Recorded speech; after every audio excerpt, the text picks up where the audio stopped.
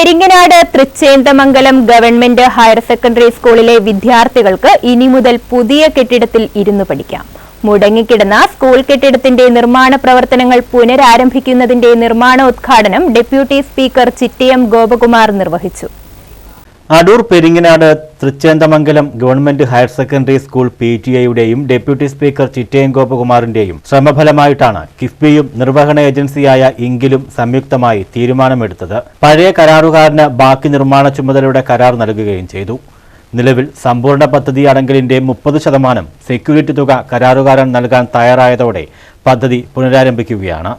പള്ളിക്കൽ ഗ്രാമപഞ്ചായത്ത് പ്രസിഡന്റ് സുശീല കുഞ്ഞമ്മക്കുറുപ്പ് അധ്യക്ഷത വഹിച്ചു. School പ്രഥമാധ്യാപകൻ K. കൃഷ്ണകുമാർ സ്വാഗതം ആശംസിച്ചു. PTA president Subhash Vasudevan, ward member Asha Shaji, block member PB Babu, മുൻ PTA president G. Krishnakumar, SMC അംഗം TR Ajith Kumar, SMC chairperson Suma Narendra, school principal Sumina, mother PTA president Shyama Shyam, ഇംഗിൾ ജനറൽ മാനേജർ ഷാജൻ, കരാറുകാരൻ അനസറുദ്ദീൻ എന്നിവർ പ്രസംഗിച്ചു. News bureau, Adoor.